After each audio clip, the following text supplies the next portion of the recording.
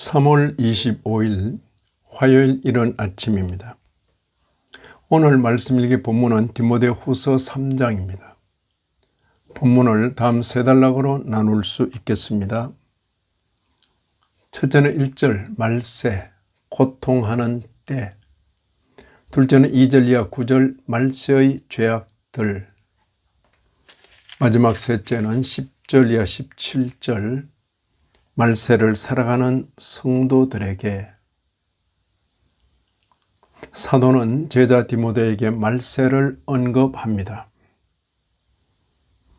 말세를 한마디로 고통하는 때로 규정합니다. 1절을 보시면 너는 이것을 알라. 말세에 고통하는 때가 이르러. 말세의 특징을 고통으로 말합니다. 고통은 죄의 결과인데 사람과의 관계에서도 일어나고 진리와의 관계에서도 일어납니다. 먼저 사람과의 관계에서 일어나는 죄악들을 보십시다. 2절 이하 6절입니다. 사람들이 자기를 사랑하며 돈을 사랑하며 자랑하며 교만하며 비방하며 부모를 거역하며 감사하지 아니하며 거룩하지 아니하며 무정하며 원통함을 풀지 아니하며 모함하며 절제하지 못하며 사나우며 선한 것을 좋아하지 아니하며 배신하며 조급하며 자만하며 쾌락을 사랑하기를 하나님 사랑하는 것보다 더하며 경건의 모양은 있으나 경건의 능력은 부인하니 이 같은 자들에게서 네가 돌아서라. 열거된 죄악들만 해도 너무나 다양합니다. 과연 사람의 마음은 죄를 제조하는 공장과도 같습니다.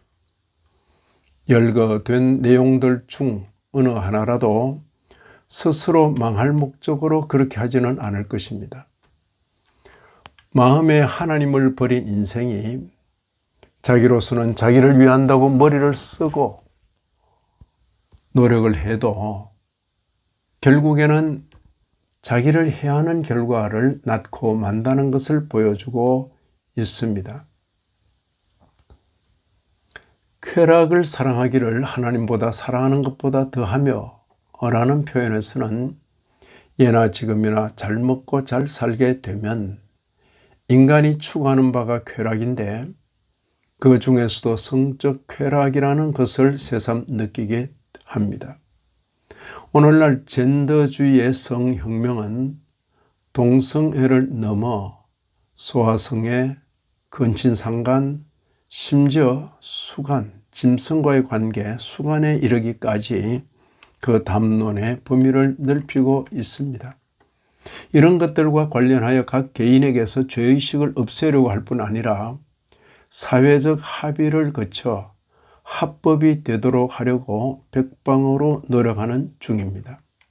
나아가 경건의 모양은 있으나 경건의 능력은 부인한다는 대목에서는 하나님을 섬긴다는 신앙생활이 아무런 능력도 나타내지 못하고 타성에 젖어 무기력하게 살아가는 모습을 연상하게 됩니다. 다음으로 진리와의 관계에서 열거된 죄악들을 보십시다. 6절, 7절을 보시면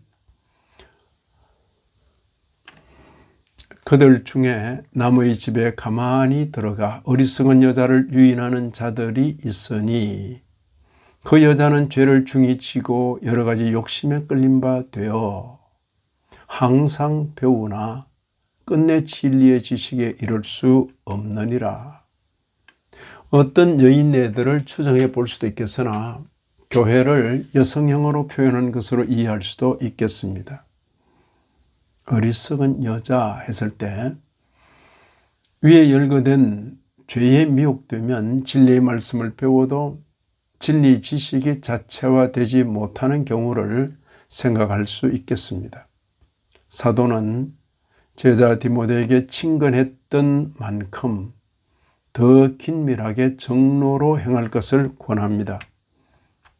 10절 11절입니다. 나의 교훈과 행실과 의향과 믿음과 오래 참음과 사랑과 인내와 박해를 받음과 고난과 또한 안디옥과 이고니온과 루스드라에서 당한 일과 어떠한 박해를 받은 것을 네가 과연 보고 알았거니와 주께서 이 모든 것 가운데서 나를 건지셨느니라. 디모데는 사도를 보고 안 제자입니다.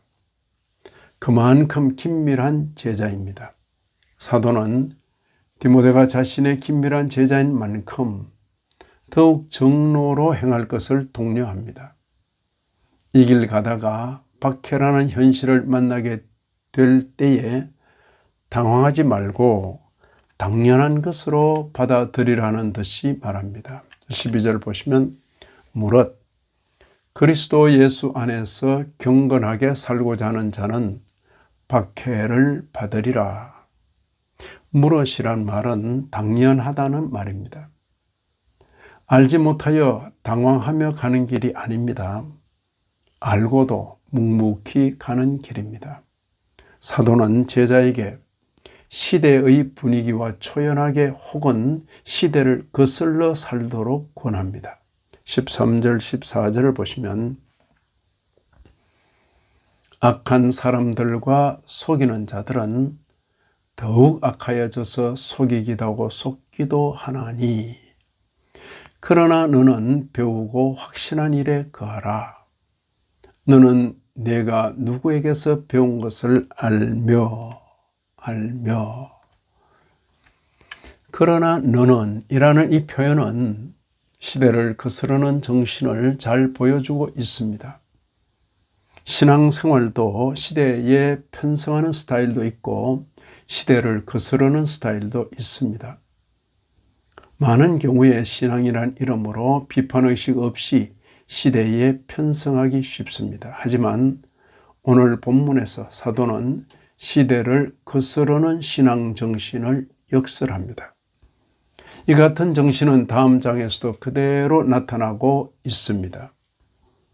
이런 말씀을 읽는 오늘 우리들로서는 말세를 살아가는 성도로서 사도의 교훈을 잘 받아 시대에 편성하지 아니하고 시대를 거슬러 살아가야 하겠습니다.